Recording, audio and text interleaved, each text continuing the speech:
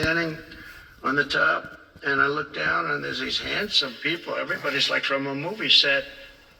Good-looking guys. I get down the stairs, and what's your name? My name is Kane, sir. What's your first name? They call me Raisin. I say, wait a minute, your name is Raisin Kane? I love you. I've been looking for you for 5 years. You are the great. This is what I want. And there was a general next to him. There was a colonel. There was a drill sergeant, a master sergeant. They were all like people. I could make a movie right now. I'd have the best looking people ever.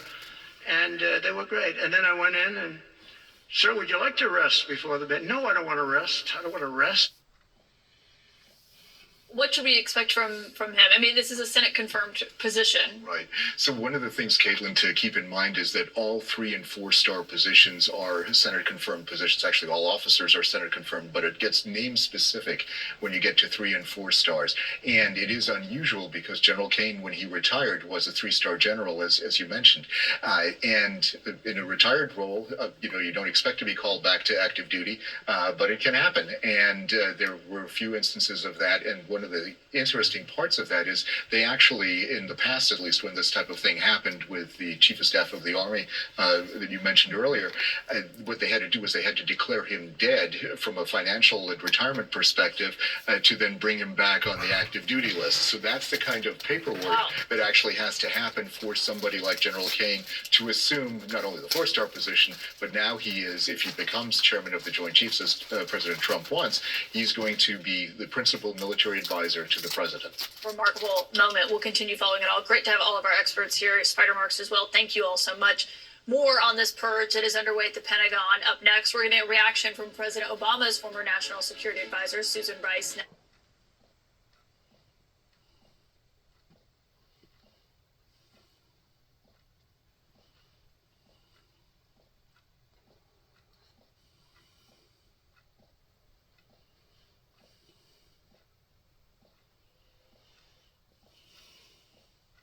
Joint Chiefs Chairman Charles C.Q. Brown, along with the Chief of the Navy and the Vice Chief of the Air Force. I'm joined tonight by the National Security Advisor under President Obama. Ambassador Susan Rice is here. Ambassador, just your initial reaction to this long-rumored news, but now confirmed that the president has ousted the chairman of the Joint Chiefs of Staff. Well, Caitlin, this is a very dangerous moment. This was an unprecedented action by the president. Recall that General C.Q. Brown was appointed by President Trump to be the Air Force chief. He's got 40 years of experience. He served in 3 critical theaters, Europe, the Middle East, Asia. He's highly qualified and been highly effective. Admiral Frank Ketty, the Chief of Naval Operations, a highly qualified.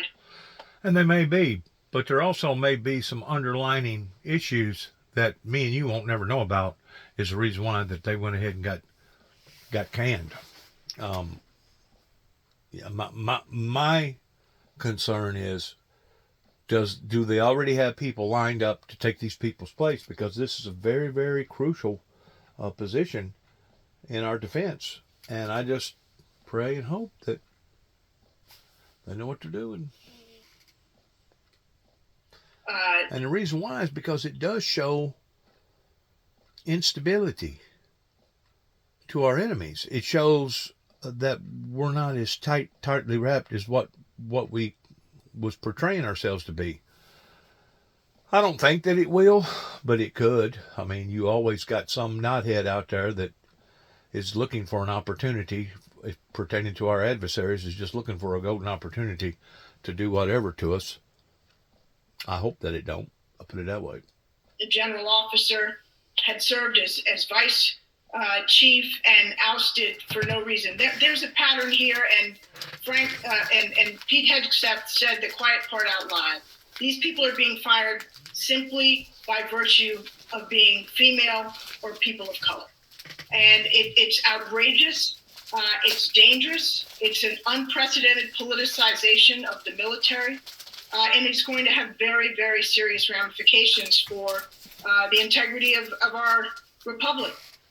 Let me say one other important thing here. There is not a precedent for the president to fire a chairman and replace him with somebody who is not only not a sitting current active duty 4-star general, but a retired person and a 3-star general.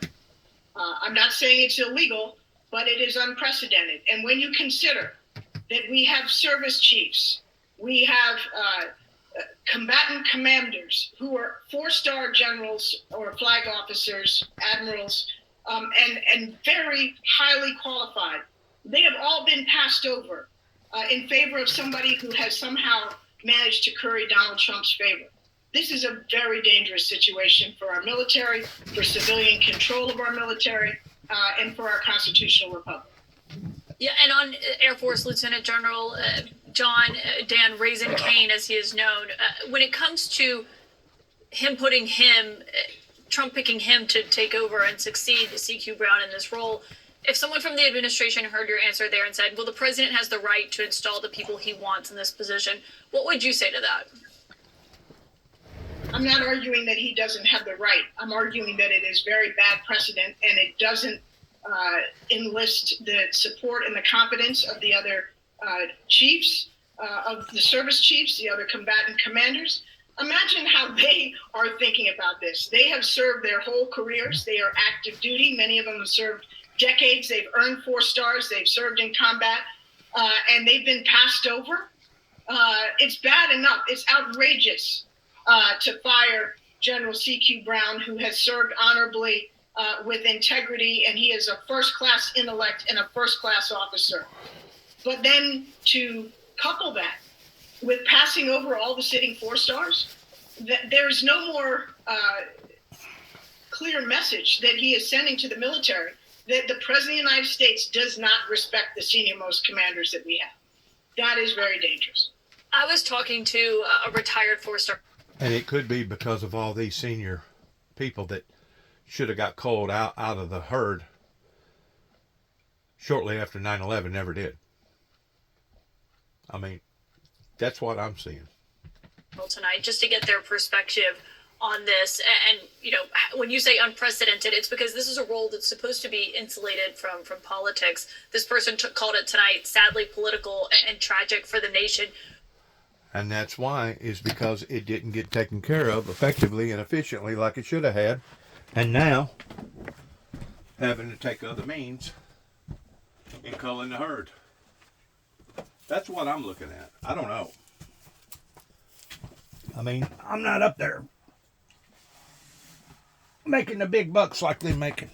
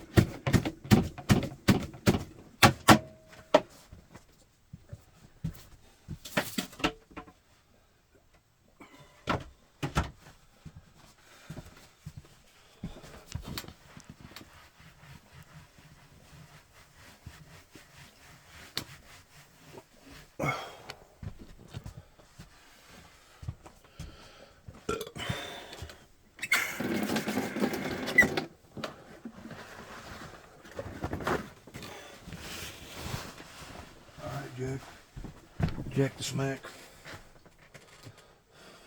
The nation. What does it mean now that if politics is playing a role in determining who is the Joint Chiefs Chairman now?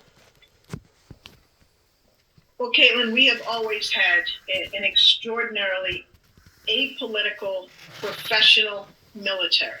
It's one of our greatest strengths as a democracy.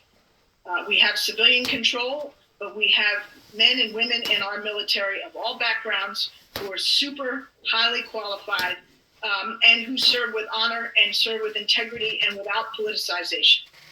And now suddenly Donald Trump is bringing politics into the process of determining who should be our military leaders. That is dangerous. It's unprecedented, and it does not bode well for our integrity as a democracy. What is it that he expects that General Kane will do that one of the sitting four stars would not do? That's the question we all need to be asking ourselves. They all take an oath to the Constitution of the United States, not to any individual president or any individual leader, but to the Constitution. And one has to hope that anybody serving in the role as chairman of the Joint Chiefs takes that oath very, very seriously, as C.Q. Brown did, as Lisa Frank did. And here we are in uncharted territory. Ambassador Susan Rice, thank you for your time tonight. My political sources and White House insiders are also here. And Dolan, what are you hearing from sources about this tonight? Because as I said at the top of the show, this isn't a surprise. Maybe it's shocking to people or unprecedented, as Ambassador Rice said there. But You know, it kind of works in the same differences pertaining to elected official, like Mike Wilson, that was elected 9 different times here in the state of Tennessee, which was the longest lasting sheriff that the state of Tennessee's ever had. I think in total he spent something like 36 or 37 years in total pertaining to being involved with law enforcement. But you know good and well, if somebody that has been in power for that long has clonies, they have people, a certain clique, that they know, you know, that they're going to put the same guy in power every time. They're called clonies. These clonies are the people that can basically get away with almost murder, while the rest of the county, which is supposed to be somewhere around 32,000, take second seat to that. I think last time that Mike Wilson run against Derek Coble come within like 300 or 400 points of beating him. He was fairly close, but once more, it was Mike Wilson that won. Why is that? Because Mike Wilson had already established a sound base of those that wanted to keep him in power for whatever reason, from A to Z, and he remained in power. These was the very people that was in power whenever I first started the Windmill Ministries, going all the way back into the late 80s. And it wasn't long until Mr. Tommy Moore left his position toward being an attorney, and now he's been a judge ever since then. And well, in the meantime, I've sat and watched these people become fat cats. I've watched them grow. I've watched them escalate. I've watched them go from this house, to this automobile, to that automobile. And you know good and well that the way that they're living, they're bound to have pretty substantial bank accounts. Well, in the meantime,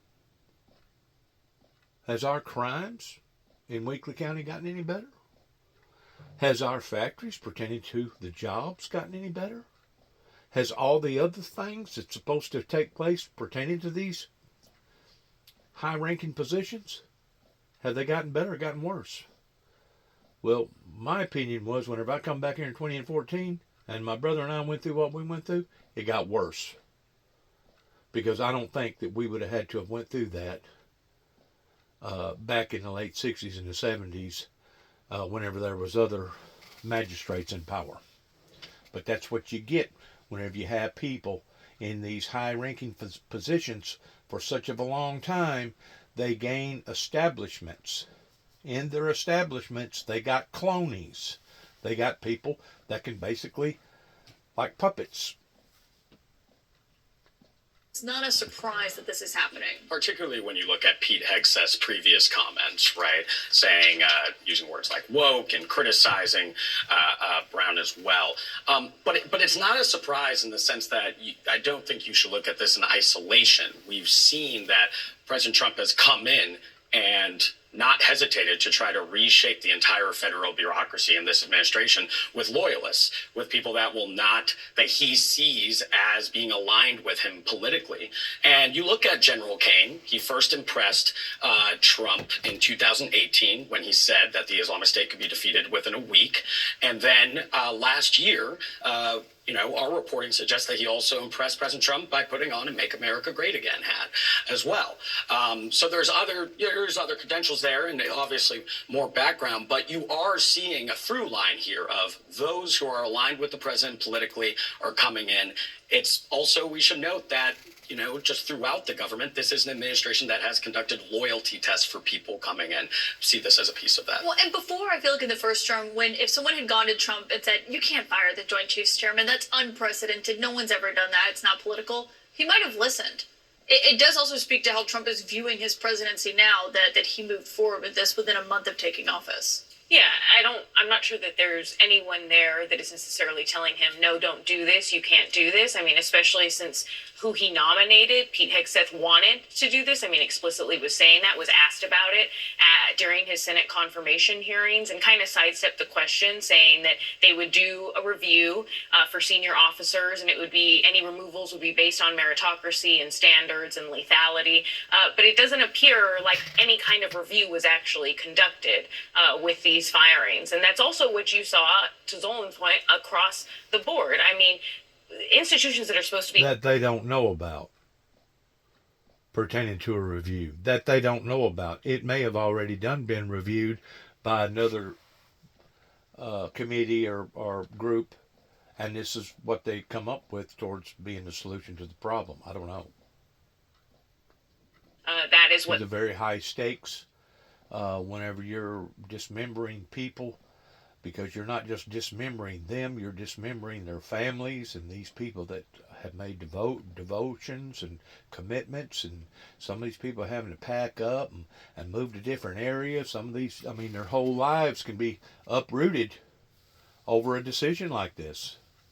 So, I hope that we're making the right decisions is all I got to say, because this is serious. This is serious stuff that's going on right here. That is what the military is supposed to be, an apolitical force, and the leaders are apolitical. Same with the fire inspectors general. They're not supposed to be partisan.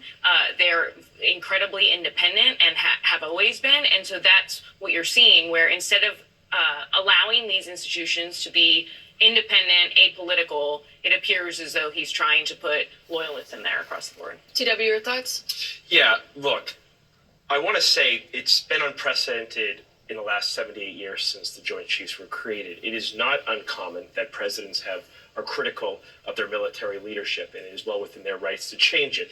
And if you go back throughout our history, there's been tons of talk of removing generals by presidents, but none of them ever went through with it or many went through with it pre the beginning of the Joint Chiefs becoming a thing. And I want to thank all of them for their service. And I was glad to see Donald Trump sort of give a hat tip. But I think to your point, when it comes to your closest military advisor and that person who is sort of running military sort of strategy for you, I do think it's important to have somebody that shares your worldview, that shares your vision. I think he missed that, or thinks he missed that in the first term. I understand it. I do not think it's a detriment to those people's service. I think very highly of all of them. Yeah, it might not be a detriment to their service, but I think there's an alarm that people are feeling with these firings happening for, again, as this panel was talking about, these apolitical positions. And I'm thinking about what has been happening in response to broadly what Donald Trump has been doing, right? We were going to talk about tonight a lot of these town halls that are happening, these constituents, these self-identified Republicans and conservatives who are extremely frustrated with Trump's push to expand the executive power power. And I actually don't think this is going to calm those concerns. And I do believe that more constituents who have voted for Donald Trump and Republicans are going to get even more frustrated with these types of firings. And that's actually going to not bode well for them in the midterms. And so it is interesting to see them continue to barrel down this very extreme way of governing, knowing that the people that put them in office, him in office, do not agree with us. On that note, too, the focus will rightly be on the leadership, but as this happens, 5,000 probationary workers at the Defense Department were also put on leave today as well. Yeah, Exactly. as Hegseth has instructed them to also make major cuts to the budget. We'll see what this looks like, this reshaping of the Pentagon. Thank you all for being here. It's great to have you. Up next, as we mentioned, the backlash that's been happening across the country. Here in Washington today, there was a meeting with governors in the White House that went south quickly, at least one moment, as Trump and this Democratic governor were openly sparring with the words, quote, "See you in court." Are you not going to comply with it? We are the federal law.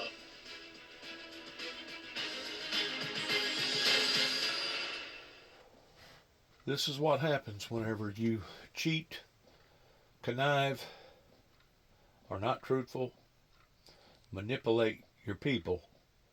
This is what happens towards the rawness of all this, And after that now the people are having to observe and witness that is all part of the recourse regarding just exactly what did happen. You better do it because you're not going to get any federal funding at all if you don't. And by the way, your population, even though it's somewhat liberal, although I did very well there, your population doesn't want men playing in women's sports. So you better comply because otherwise you're not getting any federal funding. Every state, good. I'll see you in court. I look forward to that. That should be a real easy one. And enjoy your life after governor because I don't think you'll be in elected politics. It was tense, to say the least. My source tonight was in that room, Democratic Governor Matt Meyer of Delaware. Governor, thank you for being here. Thank you, Kevin. It's crazy even watching that on camera. What was it like to be there in person? Well, it was unexpected, to say the least. It was supposed to be a short speech by the president. I think it went on close to an hour and a half in all. But yeah, it was a strange moment, that's for sure. Did you talk to Governor Mills after for her reaction? Sure, I How talked did to she- Governor Mills a little bit. I think she believes strongly in what she said, that the law and the Constitution needs to be followed, and we'll see how it goes. And so what's the issue here is that Trump signed this executive order after he took office, which he said was aimed to keep transgender athletes from competing in women's sports.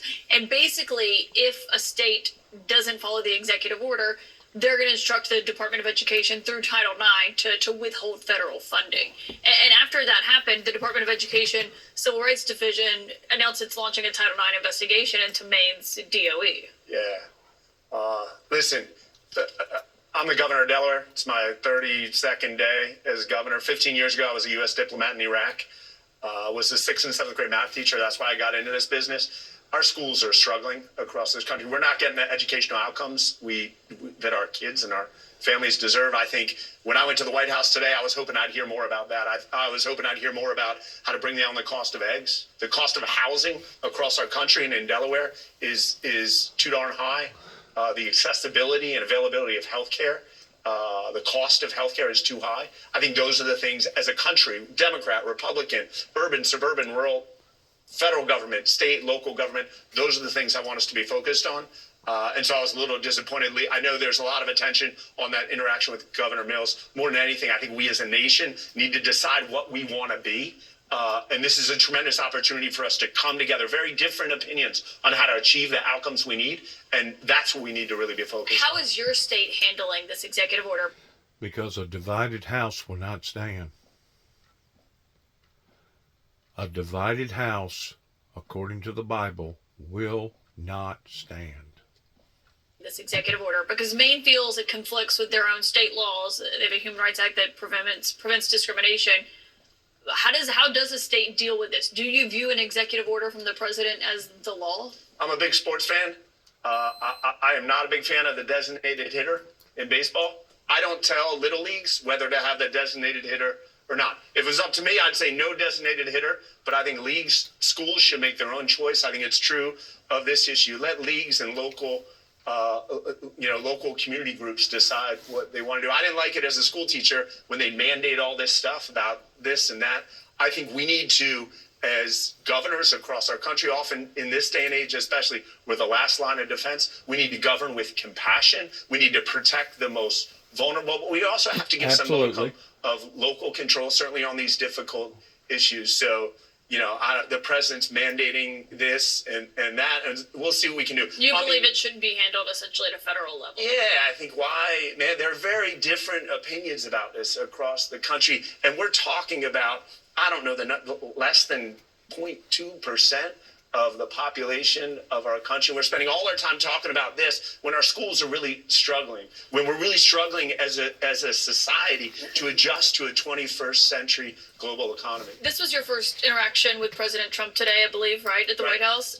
Did you talk to him? What was that like? I didn't talk to him directly. We had opportunities to speak to some of his senior leadership. And some of those conversations, quite frankly, were productive, had great interaction with Secretary Collins, Doug Collins, Veterans VA. He assured us, Democrats and Republicans, that there would be no cuts to veteran services anywhere across the country. If we heard anything to the contrary, he actually gave me his cell phone number. I'm tempted to give it out here to maintain my relationship with Secretary Collins. I probably won't do that, but it showed how sincere he was, and I appreciate that. But how do you as a governor feel about working with the White House overall? I mean, given that's a positive note. Yeah. I mean, the last president spent a lot of time in your state. Right. How do you feel when it comes to being able to call up this administration to talk to them? The last president is also a Delawarean who warned me that if I didn't do my job right, he's running against me in 4 years. So I keep that in mind as well. No, but honestly, jokes aside, we have a unique opportunity. Democrat, Republican governors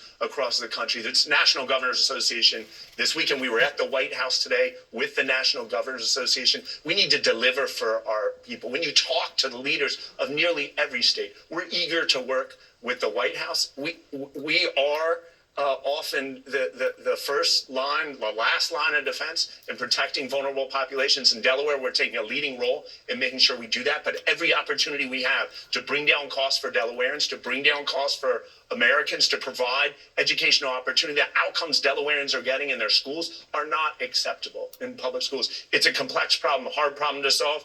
There are teachers across our country who are struggling with that problem. They need support. They need smart investment. And I'm hopeful that we'll be able to partner with the White House and maybe even a federal Department of Education, maybe not, to deliver on those outcomes. Trump says he wants to shut it down, and we'll see if he's successful. Governor, it's great to have you. Thank you for coming in, Matt Meyer.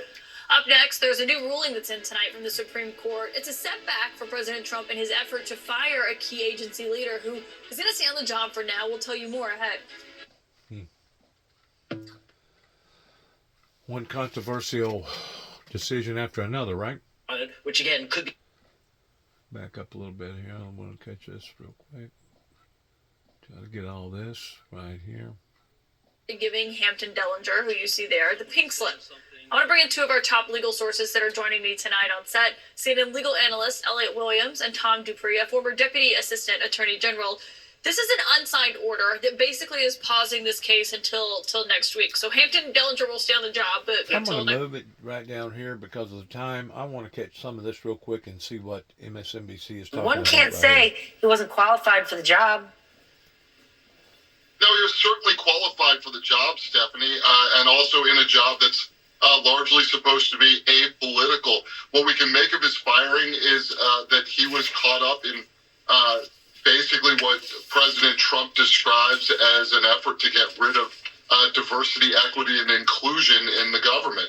Seeker Brown had spoken out during the Black Lives Matter movement about the importance of diversity and inclusion, and we've seen that in our armed forces over the years with the integration of the military before many other institutions were integrated in the United States. So what we've seen here is basically a bloodbath at the Joint Chiefs of Staff, not only CQ Brown, but also the Chief of Naval Operations and the Vice Chair of the Vice Chair of the Joint Chiefs being sacked tonight. This is something that will sort of go down in history, not only for that, but because of the person that the president has now appointed, Dan Kane, a lieutenant general who did not have any of the prerequisite jobs that typically, under law, someone is supposed to have before they become chairman of the Joint Chiefs. The president can waive that, but historically we've seen a real step up ladders so that you end up with somebody who really knows what they're doing in that job. It's important to note that General Brown is the son of an Army colonel and Vietnam vet, a family who dedicated their lives to the U.S. military long before DEI initiatives even existed. John, we're also starting to see voters in Republican districts speak out against Elon Musk and the Doge effort. Is that going to have an impact on Republicans? We watched that town hall down in Georgia, and though the voters were fired up, he kind of seemed snarky, like he didn't care. Snorky? Yeah, I mean, members of Congress don't care until they see their poll numbers go down. Snorky? I've heard the word snooty. Hadn't never heard the word snorky unless you're snorkeling. Going underwater with a snorkeling gear on. Poll numbers go down until they see their fundraising dry up and until they start to believe that voters who voted for them were affected. So even in red districts, you'll have Democratic voters, and sometimes they will come to town halls. But what I've heard from folks on Capitol Hill working in Republican offices is that their phones have been ablaze. People do not like this ready, fire, aim approach to carving up government, to cutting government. A lot of people believe that there's waste in the federal government. A lot of people believe that it could be reorganized. But most of those people believe also that there should be an approach that isn't just get in there and break things. And part of the reason they believe that is because they like their country to be safe in terms of nuclear security, in terms of aviation security, in terms of, bless you, Stephanie, and in terms of other things that they expect from their government. Sorry about the sneeze. Kurt, you have covered Donald Trump. You have known this man for years and years as a New York businessman, as a president, now president again. We're 1 month in. Where do you think we're headed? And is this what you expected? It's worse than I expected. You know, with him, among other things, you have to determine how much is a lie, how much is bluster, how much is mental derangement, how much is, you know, ignorance. And you also have, obviously, the bluster to he really does it ratio tends to be very high.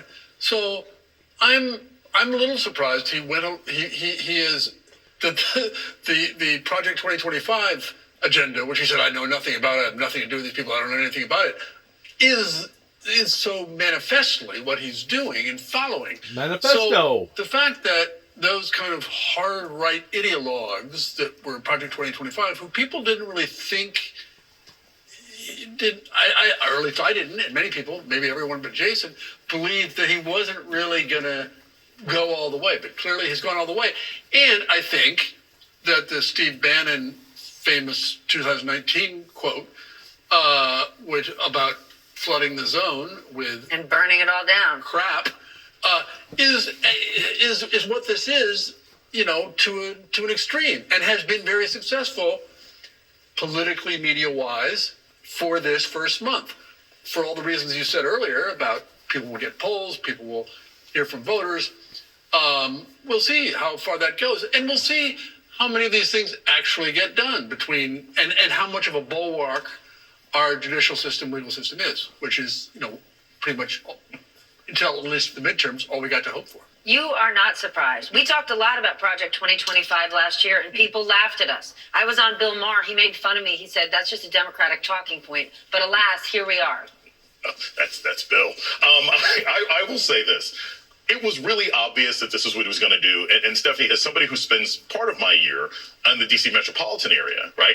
I'm around government employees all the time. I'm around the federal government. It's one of the largest employers in the region. And everybody was paying attention to this. And everybody knew how dangerous it was going to be. And it's not just what's happening with planes. It's not just farmers who are going to lose the opportunity to sell their goods to Bulgaria and stuff like that. It is small town people around the country in rural areas where the federal government is the best job you can get. That is the large negative impact. But I will say this, a lot of the people who are at these town halls and were very upset about this, I think a lot of people who voted for Trump, and I'm being as kind about this as possible, uncharacteristically kind. I think a lot of people who voted for Trump wanted to vote for him to get at other people who they didn't like, people who they thought weren't living the right way, weren't following their American dream, who were taking advantage of the system.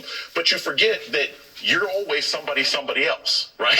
If you voted for Trump because you're like, he's going to get rid of those people, well, you know what? You're those people for somebody. And that's what's happening right now. People are finding out that as much as they may have disliked someone who they think was abusing the system in inner city Detroit, the fact that they were long-term employees of the federal government made them an enemy of people like Elon Musk. And that's what they're experiencing. All right, we'll talk about the images we saw today because Kash Patel, a huge critic of the FBI, was sworn in as the Bureau's director. We saw ex-Proud Boys leader Enrico Tarrio and Oath Keepers leader Stuart Rhodes on Capitol Hill announcing that they're filing a lawsuit against the Department of Justice for January 6th. What does that say of this moment we're in fact, one of them, I think Tarrio, was arrested for an alleged assault of a counter-protester. Yeah, for smacking somebody who supposedly had their phone. It shows the unmitigated incompetence of this entire administration. First off, you free a whole bunch of people who engaged in what I believe was a terrorist act on January 6th, okay? You freed a lot of those people, which empowers people like Enrique Tarrio, which empowers the Proud Boys to engage in these kinds of ridiculous campaigns and these ridiculous lawsuits. But then you've got Kash Patel, who is a conspiracy theorist in his own right, who Dick Durbin and several people mentioned that during the confirmation hearings that this man is dangerous. And quite frankly, he will not be able to run an FBI to keep people safe from groups like the Proud Boys. But why do you think that's incompetence and not a specific decision? I think it's incompetence because eventually it's going to end up leaking on Republicans, because you're going to have people who are part of these Proud Boy organizations. You're going to have people who've been freed. It's already happened from January 6th, who threatened to kill FBI agents, who've wanted to go after them.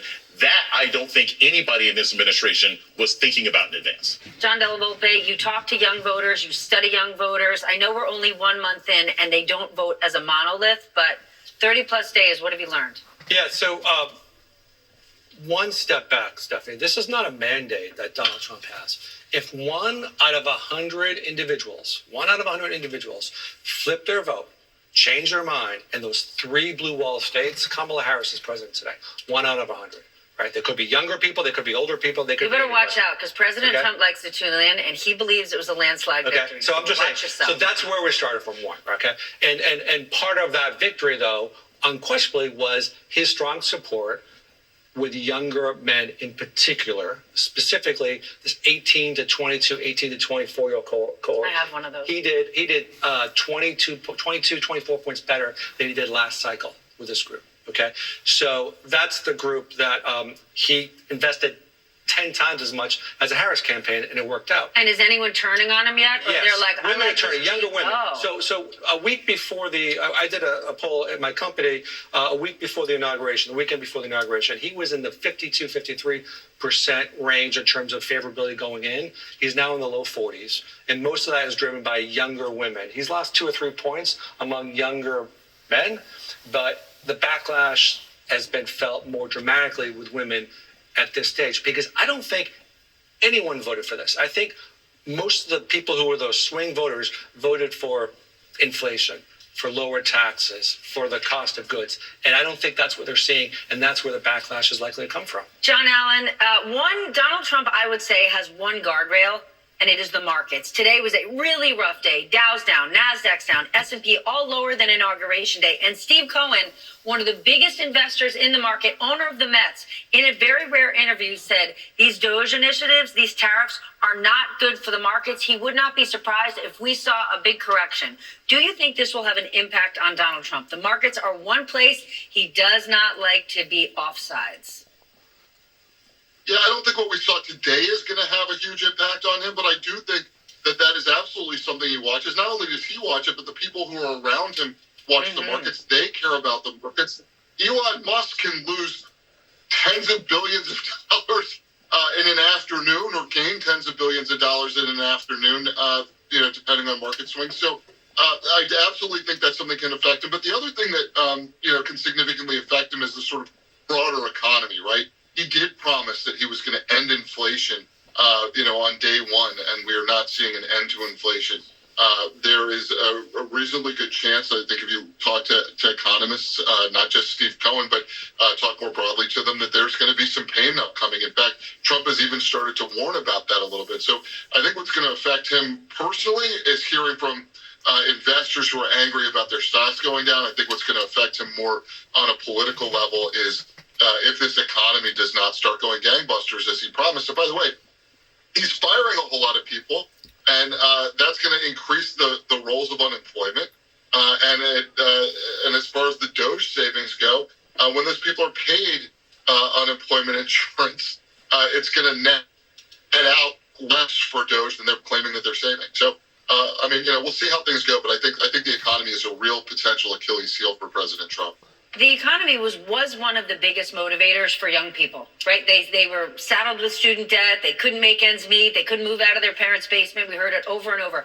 How long of a grace period are they going to give Donald Trump? Well, we know young people have grown up in an era where they're used to having the answer at their fingertips, and that is not much of a rope, I think. And we saw a significant backlash in the first term. We saw record levels of participation among younger people in those midterms in 2018 and again in 2020. And we could be seeing the same thing again. But it takes two to tango, and the Democrats also need to come up with a message and a reason to vote for that.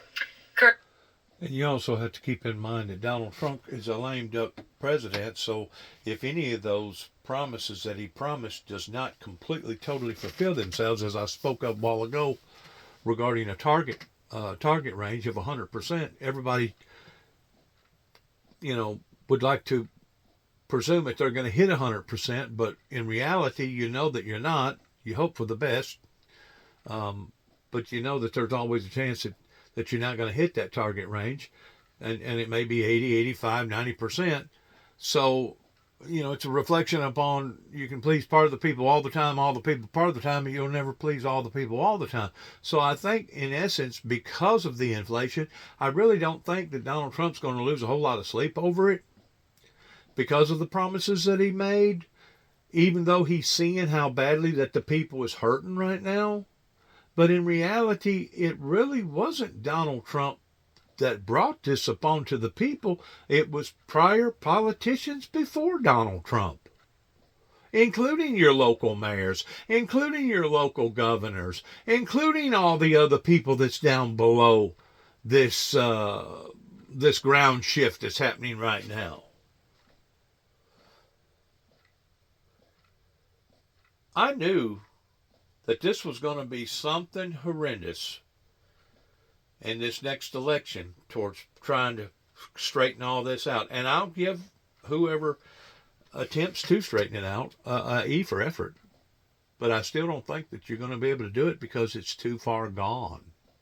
And the only way that you would be able to straighten it out is that you would have to make so many dire consequences and sacrifices.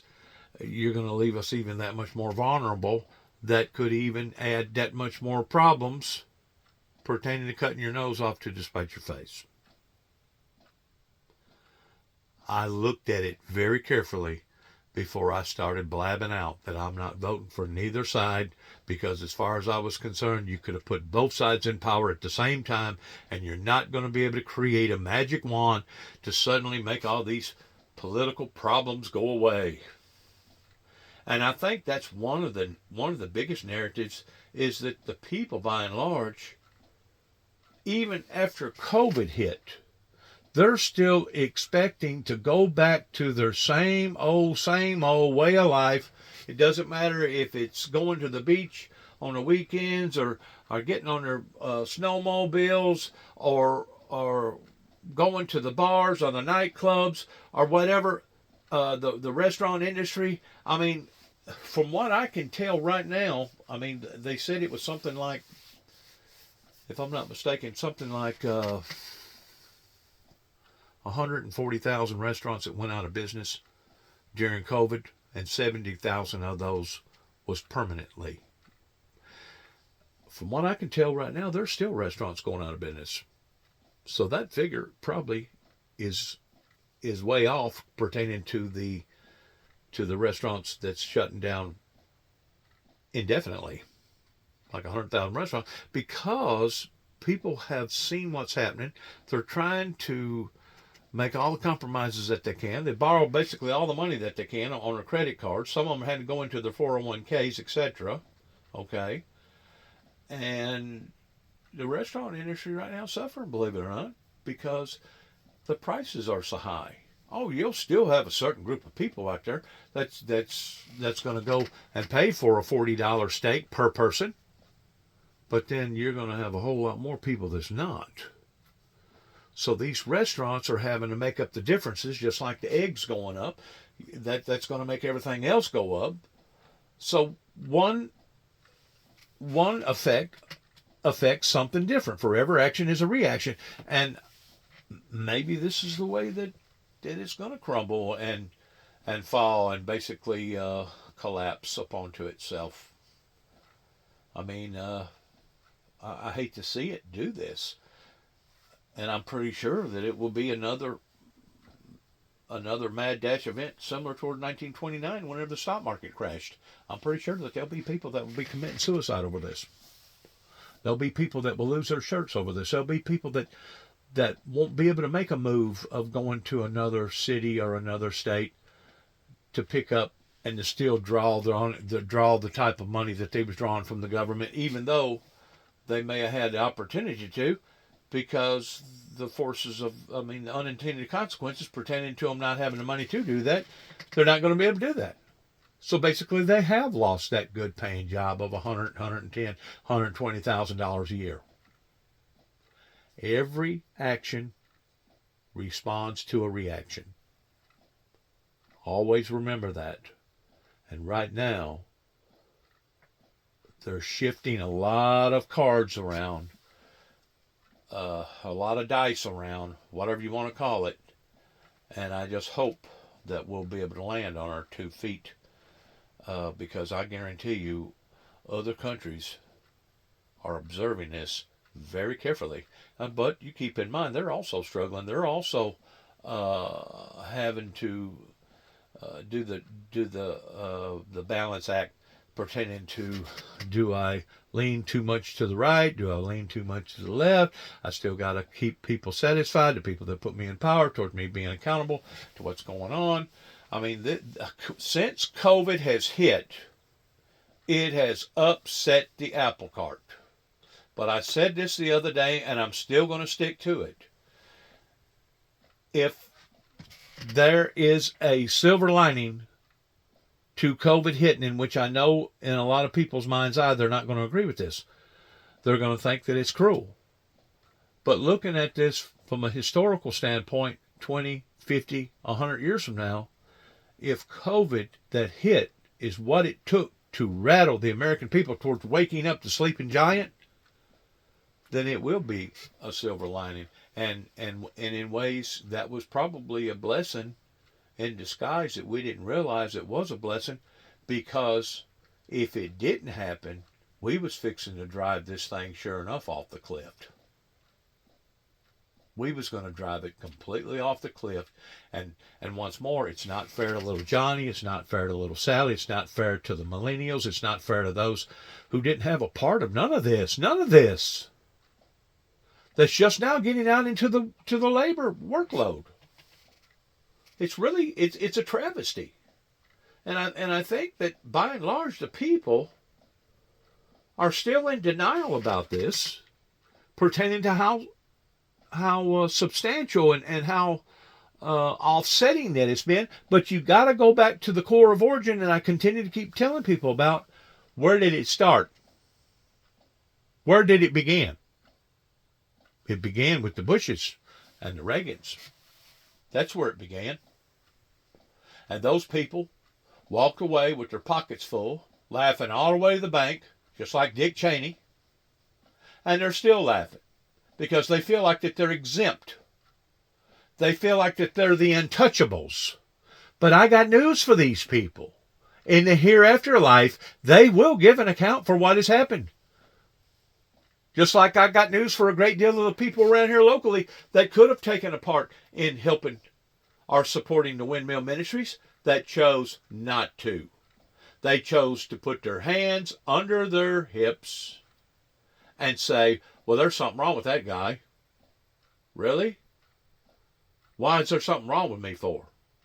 Because I'm talking about godly things? Well, didn't they say that about all the other people that was announcing the godly things? Didn't they say that about old man Noah, that he was crazy? Didn't they say that about all the other prophets? Didn't they say that about the Lord Jesus Christ pertaining to him being mad? Some of them they thought was drunk because they had a faith in their God, in their Savior. That's stuff that the worldly people don't understand. Some of them say that they understand, but until you've really had that true born-again relationship of being anointed by God, it would be the same difference as if I told you that I could relate fully to a woman having a child, even though I've never had a child. I can pretend like I can relate to a woman having a child, but in reality, I can't relate to a woman having a child because I've never had a child. Every time something like this occurs, it occurs on a big level for a reason. But my point, and I'm still going to continue to restrain the same ideal, is that it all could have been prevented. Going back to the leadership at the top. When 9 tapes went to the White House in 1988, it all could have been prevented if the movement would have happened according to what didn't happen. You know why? Because everybody at that point in time was laughing and making fun, and they was mocking, and they was rolling in the floor pertaining to a man of God that everybody at one time supported, but then decided to boot him out and make him walk the plank and then kick him off into the ocean while he was drowning, pertaining to Jimmy Swaggart. Now you was wanting the core of origin towards where this began. What started this? Because it was during that time that I was on my knees producing 9 tapes that went to the White House pertaining to biblical Bible prophecy. That basically I was shunned or even punished from day one, going back to 1983 over here in Kenton, Tennessee, by Damian Cross, which was the mayor at that time, of just talking about spiritual matters, just talking about the 4 horsemen, just talking about the 2 witnesses, just talking about Revelations and Daniel corresponding with one another. Just the mere fact of me just talking about these things, plus telling my testimony about the 2 hands that come out of nowhere that helped to save my life. They thought that I was whacked. They thought that I was either whacked or that I was a heretic and that I was making all this stuff up, even though the scientific proof, the scientific medical proof spoke otherwise, because I shouldn't have lived. Not after a car rolls over on top of you and should have cut me in half, and after me losing 9 units of blood, and then about a month later my dad attacks me toward trying to finish me off. I shouldn't have lived through none of that. But then again, there's miracle after miracle after miracle that I'm sure other people that's went through similar type miracles can relate to what I'm talking about pertaining to God being real, because by and large, I should have died during all those events. Going all the way back whenever I was 2 weeks old, having a polycystic kidney in St. Teresa's Hospital in Antioch, Illinois. But God protected me. He had his hand on me. And that's the reason why today I'm making these videos and I'm putting out this information to help to inspire and enlighten other people that we do serve a real, living, holy God. For we serve a God of the living, not a God of the dead. And not only can I vouch for that, But there's millions of other people now, since the internet has become so notorious pertaining to all the gizmos and gadgets, and now we're seeing testimony after testimony, and we're seeing mighty movements all over different areas, especially amongst the young people, and all over the world. We're seeing movements of God like we could have never ever dreamed about. Which is what? Which is all part of the plan, which is all part of the prophecy. Whenever the beast run to the edge of heaven and looked down, because he heard this great noise, that as the Bible says, for it was as the noise of thunder. One of the beasts said, come and see, talking to those in heaven. Come and look at this. The excitement, the people talking, the people murmuring, the people complaining, the people debating, all the other stuff. If this would have happened in any other era, it would have been the wrong era.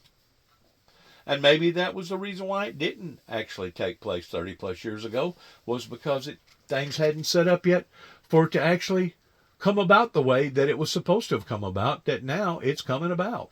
Because of artificial intelligence, because of all the gizmos and gadgets, because of social media. To where today, you don't have to have a sponsor. You don't have to be licensed.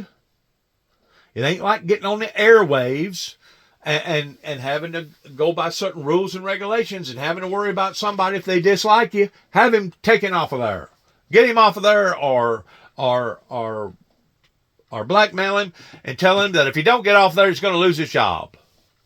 That's exactly what happened to me. So from day one, before I ever got out of the gate good, I was getting all this adversity. I was getting all this doubt, all these unbelievers. I was getting all this resistances coming from A to Z, from the White House to the church house to the schoolhouse, all the way down to the lower end of the outhouse. And by and large, most people that has went through the adversity as much as what I went through that I can prove on paper had already given up. They would have already said, forget this. I ain't getting nowhere with these people. I'm just going to give up. I ain't never going to speak another word about the end times and about God Almighty, and I'm just going to keep all this stuff to myself, and I'm never going to make a video, and I'm not going to hang my shingle out where people can see it. I'm just going to do like everybody else and put my hands under my hips and remain quiet, kind of like doing the ostrich thing towards sticking my head in a hole and acting like I didn't see nothing or hear nothing, and I didn't know nothing. Well, you can get away with that for a certain length of time. But then after a while, even the things that you didn't want to know about, you're going to find out about. Even the things that you could have done something about, you're going to have that decision in whether or not you're going to make a move in supporting or not supporting. Proof is in the pudding. The elderly, the baby boomers, those that claim that they had some sort of a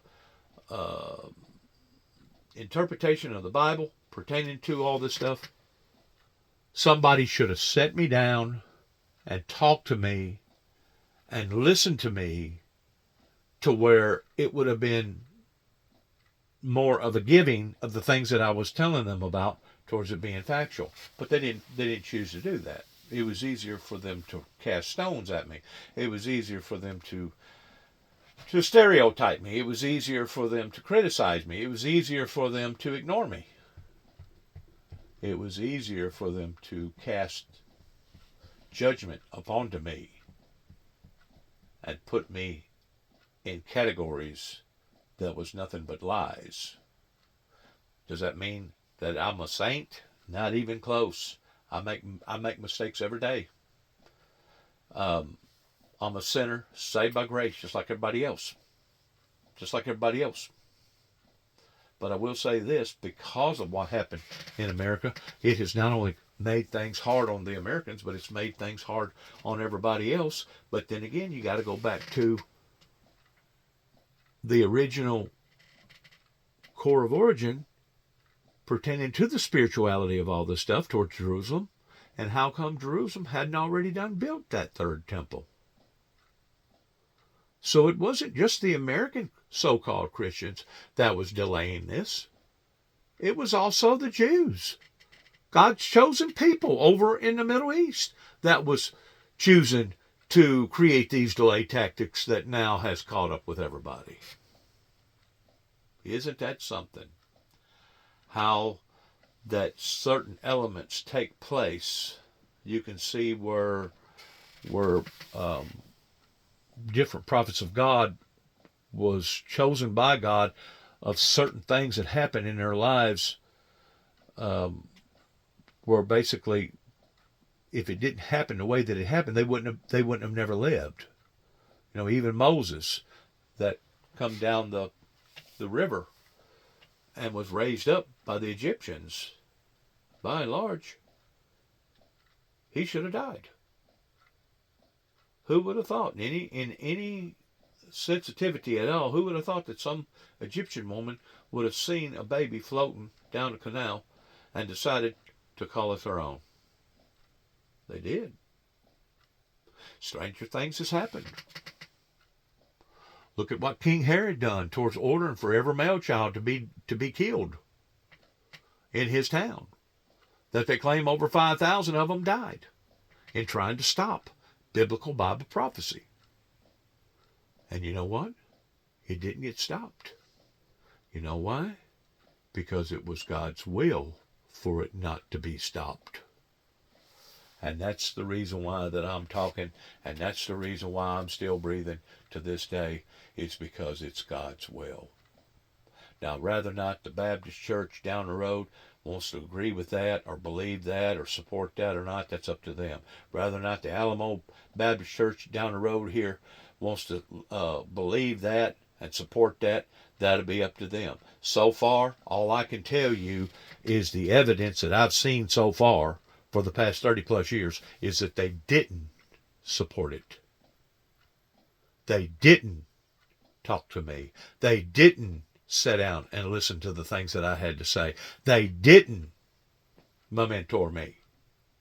In the meantime, I've been basically a whipping post for all these other different people that I come across, that I call them scourges, and having problems with the people up in Kentucky, having problems with the people in East Tennessee, having problems with the people in West Tennessee, having problems with the people in Middle Tennessee, having problems with the people in Oklahoma.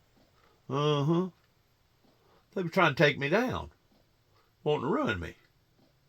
We know exactly what's went on. We know why it went on, we know when it went on, and we know how come it happened and basically where it happened at. I'm not looking for a group of people to all of a sudden come clean to say, you know what, Juby, you're right. We should have listened to you. We should have supported you. I'm not looking for a red carpet. I'm not looking for people to put pedals down. As a matter of fact, I've done looked at this through the eyes of the Spirit to where, what if this ministry that God has called me into does become wholesomely successful in the next 7, 10, 12, 20 years from now?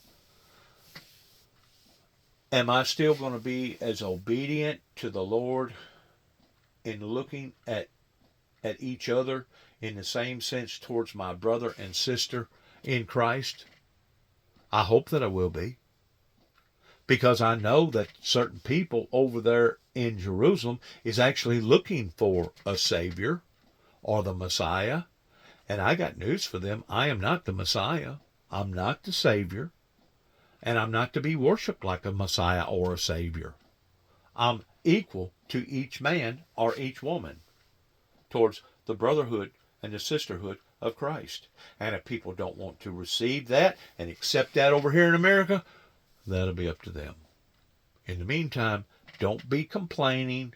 Don't be mid-mouthing about what you're going through, because I'm not planning on handing out pacifiers to nobody. I mean, you can get in the floor, you can scream, yell, you can cry, you can beg, You can holler all you want, but you're still not going to change the facts, Tommy Moore. You're still not going to change the facts. All these other different officials around here that's known about me for quite some times. Like I said, you can scream, you can yell, you can deny, you can laugh, you can mock, you can do whatever you want to do. But one day, as my grandmother used to say, every pail's going to sit on its own bottom. One day, I'm going to stand in front of my Lord and my Savior, and it's going to be Him, that's going to judge not only me, but each and every person that took a part of this, either by ignoring or just casting me out as an outcast. Well, this guy's a nut. Don't believe him. Don't listen to him. Nothing he's talking about is so. Well, if that's what you want to believe, keep believing it. But in the meantime, don't come belly aching to me about all your problems, because it's obvious you didn't want peace from the beginning. And now we're seeing it affect your children and your children's children all the way down the line. And you thought that you was going to escape this? You thought that you wasn't going to give an account for this? America?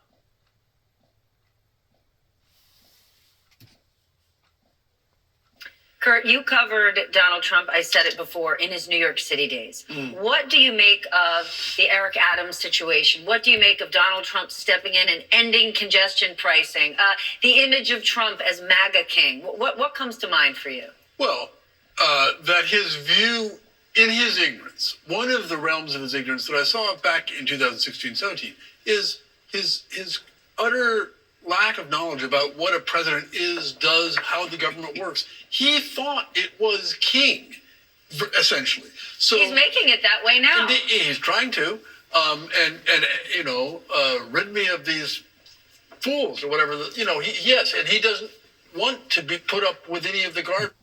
That's part of the stagnation that has happened in the past 30 years, is that our presidencies has lost their seat and positioning correctly.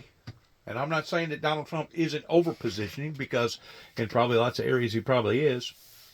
But they have molded, society has molded people like Biden, that's supposed to be basically a puppet to do whatever that his lobbyists get together and deciding that that's what we're going to say today, and that's what we're going to do, and that's how we're going to side with. And I mean, if that's a president towards being a puppet to the rich and the powerful and the famous, that ain't a president.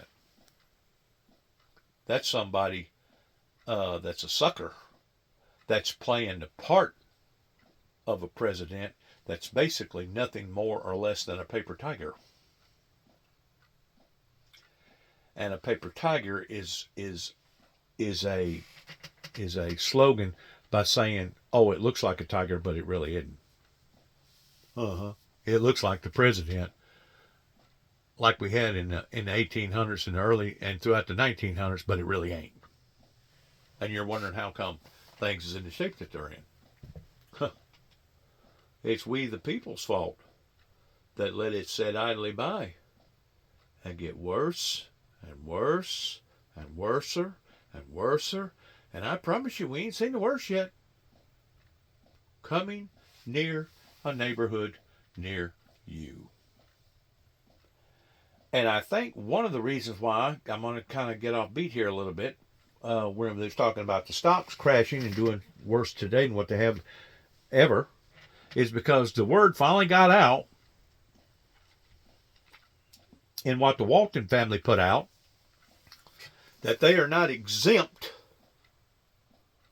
from inflation, and that they're now seeing things set on the shelf a whole lot longer than what they ordinarily set on the shelf.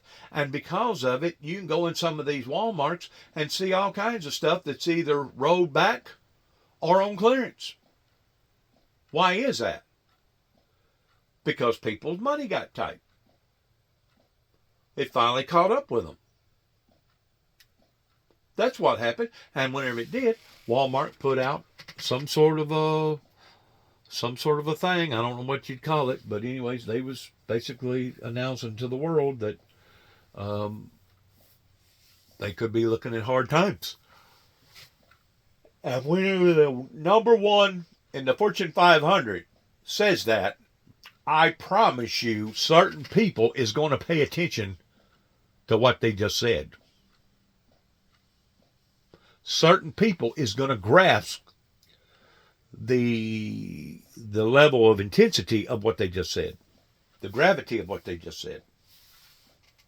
Now, other people won't, or could care less, or they're driving blind to begin with. Well, they'll figure it out one day whenever it's too late, probably, providing that they do. Good luck to those folks too as well. Have always existed from. That's what the Constitution is about. It's all about guardrails, making things difficult for, any president or any part of the government to have too much power. So that he never got that, and now he's getting it. B, it's the show. It's the show. So what causes us and the world to pay attention is causing trouble, money, causing a little chaos, money, hard times. Having Elon do this, having Doge do that, freaking people out. That's what makes the show, for better and for worse, interesting. It's called an eye opener, buddy. Young men is, lols. It's fun. Look at this guy. He's ripping things up. He's throwing things in the air. He's a, they don't say change agent, but a guy who disrupts. So that's what he knows because, of course, when I started paying attention to him 38 years ago, my sense of him immediately was like, I have never seen somebody whose need, whose addiction-like need for attention from the media and from the world was so intense. I mean, just like food, water, drugs, attention. So how can I get it now? How can I maintain it? And, you wonder, well, is the fact that Elon Musk is getting even as much or more attention as he going to be a problem for him? We'll see. But that's when we say we're not surprised, it's all predictable. Because anything he does that will, look at this, he's going to take Greenland. Oh, look at this, he's Panama Canal. He's calling Zelensky a dictator. I mean, what beyond impolitic, egregious thing can he say tomorrow or the next day to keep everybody riveted? So that's, we if we had Trump fatigue before the election, I don't know, man. It seems to me that 33 days in, what is it going to be on 66 days and 99 days of that fatigue? We're not fatigued. We're paying attention. I know you have comments to make. We have to take a quick break. John Allen, thank you for joining us. You boys aren't leaving yet. I've got you all hour. When we return, Trump does a 180 on America's foreign policy, aligning himself with Vladimir Putin. How the move could threaten the... My grandfather used to always tell us boys, he would approach us by saying, you see them chickens out there on the ground pecking around. I said, yeah, Grandpa, what about them?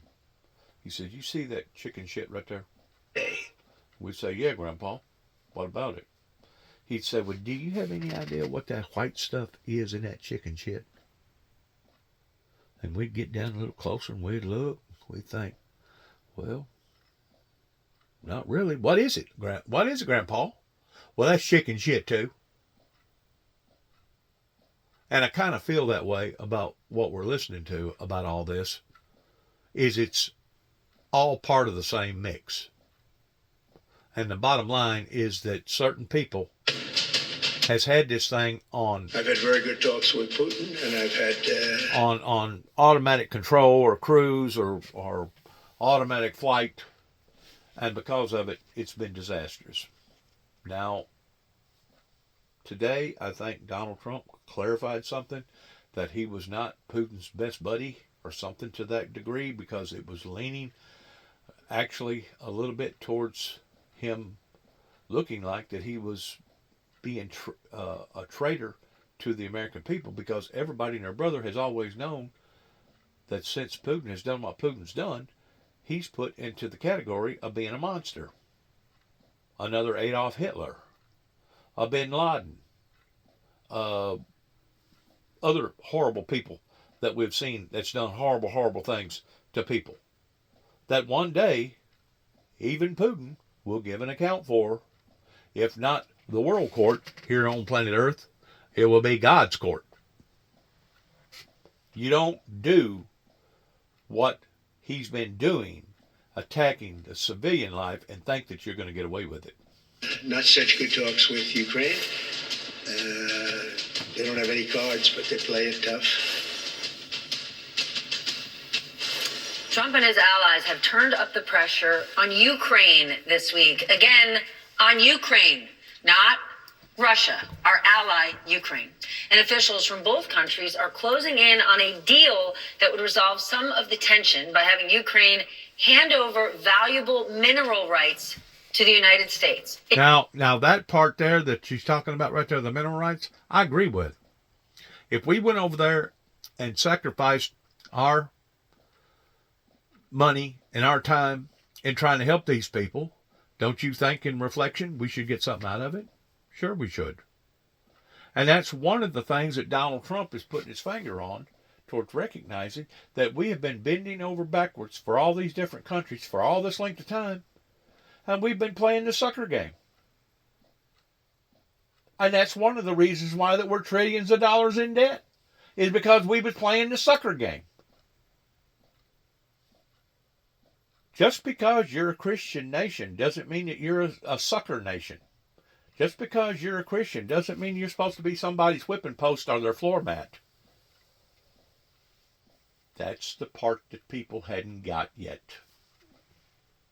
That's the part that they're still in denial about. It is the kind of exploitation we've come to expect from a leader like Vladimir Putin rather than an American president. But our friend Susan Glasser pointed out, quote, Trump's overt endorsement of a pro-Putin foreign policy has understandably shaken the world in the last few days. Just as jarring has been Trump's embrace of Putin-like tactics at home, calling it the Putinization. And what did Putin say within the first 10 days after the war broke out, talking to a journalist? He said, that may be so, but the ground you're walking on just shifted. Well, now you're seeing some of that shifting that's now still occurring. America, the nightcap is still here.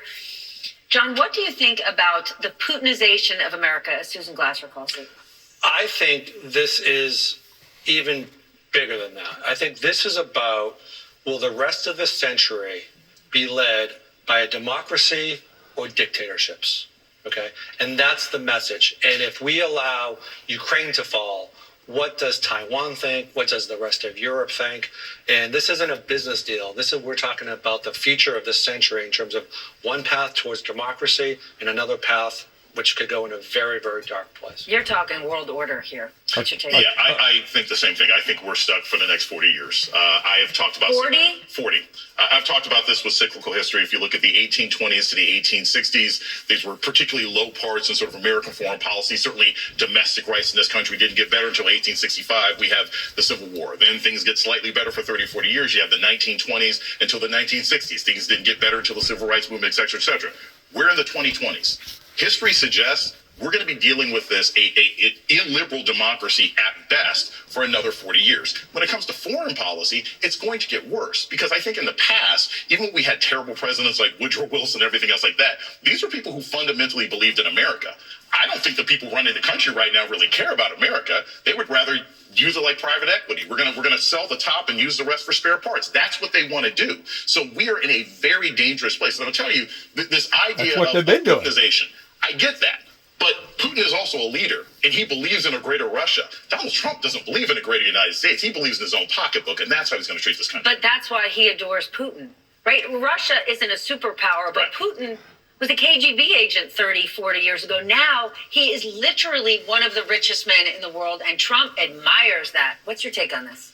Well, I'm a fan and a student of 40-year historical cycles as well, and my hopeful view is that we're at the end of a 40-year cycle when in 1980, that began in 1980 with the, what is now called the neoliberal capitulation and the hijacking of the American economy by the right, which is what Evil Geniuses, my book, was about. So I don't know about that, and I don't dare predict 10 years in the future, let alone 40. However, the overnight realignment of this Republican, most of this Republican Party, because this one guy and what was until a few years ago a small minority of fringe Republicans and fringe right people believe, which is that the white manly Christian Russian thing is what we're all about, what we like, and Viktor Orban. That was a fringe thing until Donald Trump decided, no, I like it too. And the 180-degree turn by so many Republicans on that particular front.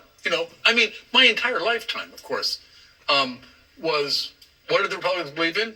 Low taxes, a federal government that laid off cities like New York want to have congestion pricing, or states like this want to do this other thing, which Donald Trump has now turned. And we hate Moscow and the tyrants there. What? And you can see in Congress, these Republicans who are still like, what? And it's shocking to people. And I don't think, I don't think the rest of America, to the degree they care at all about foreign policy, which is a whole other issue in question, is going to go along with, we just want to be with the other dictators. I don't think that's going to go down with America. I still have enough belief in, the decency and fair play commitments of Americans that, to the degree America should have a foreign policy, it may be about not getting involved in wars.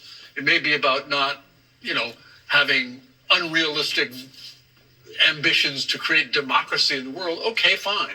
But supporting Vladimir Putin, I don't know. I still think this is not going to play. That is why we're actually seeing cracks in the bullish stock market, not because of the tariffs, because investors know that they want to be operating in a Western democracy, right? There are tons of big businesses that do no business in the Soviet Union, in Russia, because they know they cannot trust the rule of law. I remember years ago, I interviewed Steve Schwarzman of Blackstone, huge fan of Donald Trump.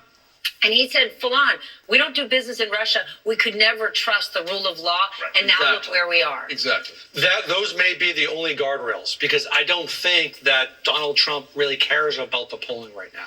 I don't think he feels any political risk to any of the things that he's doing, whether it was what we talked about in the first segment with Doge, or whether we're talking about with cozying up to Putin and other people. It's going to be the folks he respects, probably in this town, who can hopefully keep the guardrails on just a little bit. Power attracts power. Birds of a feather flock together. It's very obvious that people like Musk, people like Putin, could have chosen to do other things in other ways. But instead, we're talking about them on a day-to-day level now, aren't we? They wanted to be showboaters. They wanted that power. This isn't about necessarily profit. It's about somebody that's calling the shots. And engage people with egos. Pretty daggone big ones too at that. World in an appropriate way and maintain relationships with NATO and our allies. How does this look, this whole, hey, we'll help you if we get half your rare earth minerals? I mean, that's a full gangster move to do to a country that's war-torn. It's literally what he got impeached over, right? He was trying to get them to give up information. Oh my gosh, yes. This is literally what he does. And here's the thing. People don't realize how resource rich Ukraine is. It's not just precious minerals. They have the seventh largest area of arable land in the world, right? As far as grain and resources, like there's a lot of stuff you can get out of Ukraine. They are going to cut this thing up like a Christmas turkey. The Russians are going to take a piece. Trump's oligarch friends are going to take a piece, and every other country on the planet is going to be terrified by this because they don't know if they will end up being next. And the problem this is going to have, I think, for Americans, where I think foreign policy ends up coming into play, is that after what J.D. Vance said and what they're seeing happening in this country, no one's going to want to share information with us. And not only they're not going to share information with us, but we've already seen some of our agents are very likely getting burned because of this Doge stuff and all the information that's been put out there. We are going to be much more likely to be victimized by terrorism when we are not getting information from our allies because they won't trust us anymore. And all of that is going to be a result of the rest of the world saying, well, if you won't honor this war that you've been funding in the Ukraine, I can't honor any of our other commitments. And that endangers Americans. One thing about you have both called it correctly, this gangster operation of, give us half your rare earth minerals and we'll maybe keep supporting you. It's an important fact that, little known, that last year the Zelensky administration in Ukraine offered such a deal, was dangling that kind of deal before Trump was president. And so it's another case, as with Canada and Mexico, really, U.S. ally, let me play the bully and demand this thing that has already been broached by the ally, and let me give him, say, okay, you have 2 days to decide, or whatever they said, so he can look like a winner and a victor. But it was basically a bribe offered by Ukraine that now Donald Trump has decided to turn into extortion, We have to take a break. Everybody is saying right here, when we return after 1 month in office, why Trump and Doge's actions are so popular with... This is the mess you get into. It's Number on your screen. messy Totally business, messy business. Many Americans are shocked and angered by Trump's chainsaw shredding of the federal government, but some young men seem to be eating it up. New polling from YouGov shows that Trump's popularity among this group has only increased since the election. As Catherine Rampell writes, young men have been up for grabs politically for years. And the things that turn off some older voters, like Trump's strongman tendencies and desire to break stuff without regard to consequences, might appeal to most young men who are frustrated by a system that they believe has abandoned them. My nightcap is still here. John, you're the man who studies this. Explain these young men to us. Well, a couple things. The point was that they feel abandoned, and I think they do.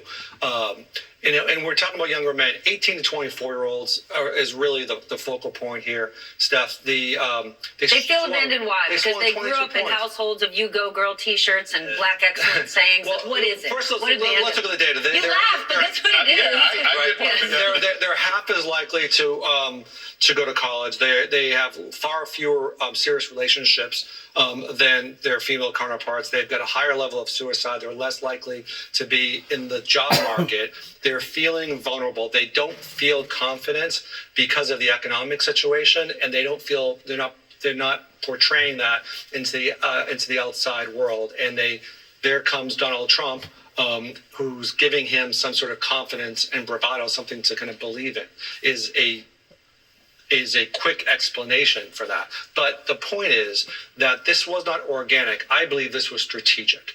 That Donald Trump understood that if he was going to win, he needed to expand his franchise. And he, in his kind of cohort, made a specific effort to pay influencers, right, to engage with the bro podcasters out there and to sow messages, not just in the last 30 days or 90 days of a campaign, but for the last several years. As Catherine Rampell said, this is a group that's been up for grab for years. And the way I look at this, one campaign focused on this target spent 10 times as much money targeting young men than the other campaign, and we can see what the result of that is. And what they tell me, and by the way, I just spent a couple of hours with them this week, younger men who voted for Trump or independent, right-leaning, and they are quite positive about the future of this country.